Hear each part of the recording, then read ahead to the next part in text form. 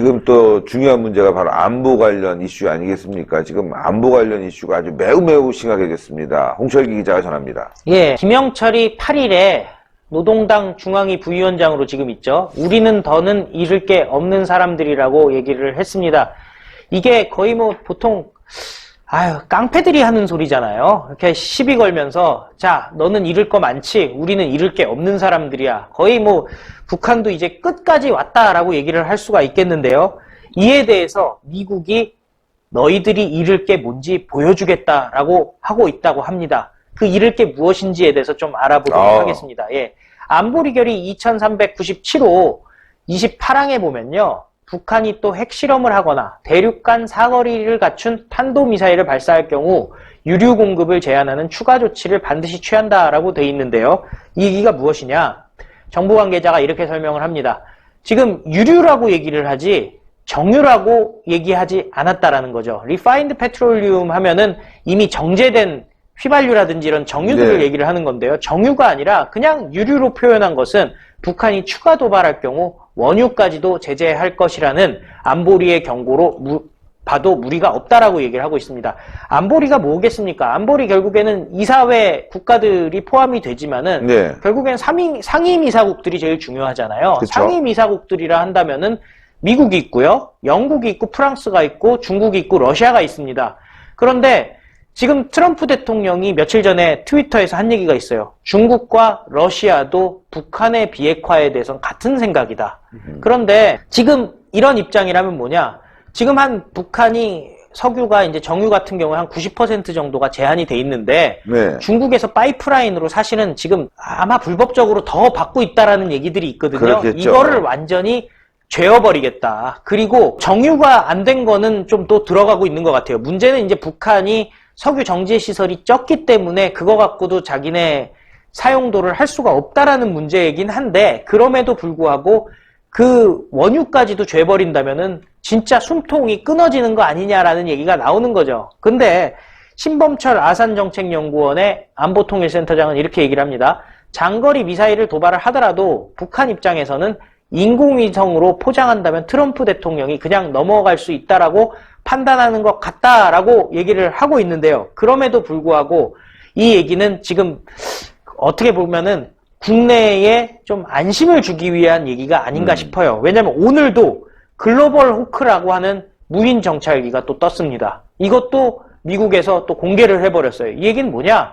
지금 RC-135W, VU, 그 다음에 U2, 그 다음에 28C부터 시작해가지고 엄청난 정찰기들이 떴는데, 이제는 또 처음으로 무인 정찰기인 글로벌 호크도 공개를 해버렸습니다. 무인 정찰기 같은 경우는요, 공개할 이유가 하나도 없거든요. 드론이라고 하죠. 그냥 떠가지고 정찰하면 되는 건데 이거를 다 공개를 해버렸어요. 이 얘기가 뭐냐? 북한에게 압력을 주고 있는 건데, 미국도 이런 거예요. 북한에게 압력을 준다기보다도 명분을 쌓고 있는 겁니다. 미국 입장에서.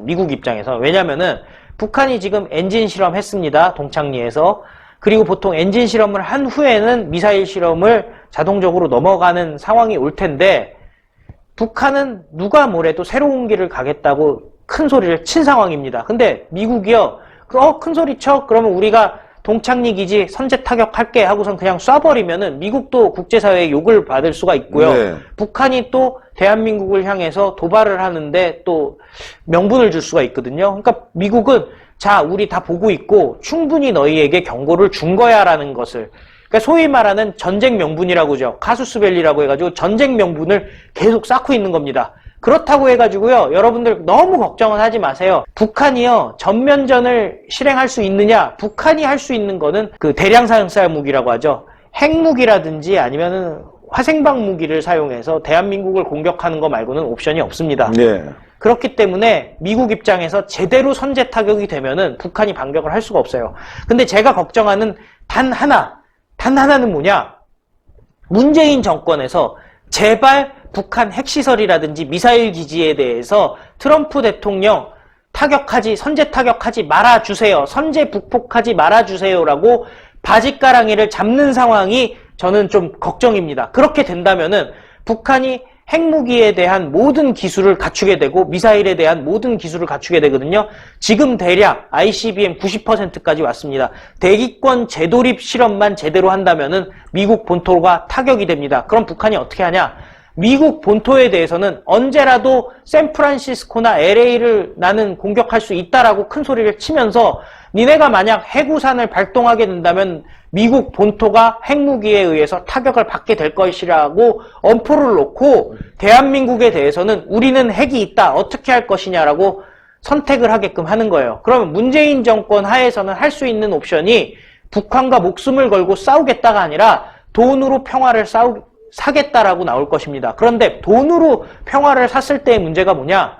계속 가격이 올라가요. 그러니까. 계속 가격이 올라가요. 그렇죠. 계속, 예. 계속 올라가죠. 계속 협박받습니다. 그렇죠. 국민들은 아주 그냥 진짜 피폐해질 수밖에 없고 계속 북한에다가 이번에는 1조지만 다음번엔 10조를 갖다 줘도 그 다음엔 100조를 갖다 북한에 이번에 김정은이 한 얘기가 딱 있어요.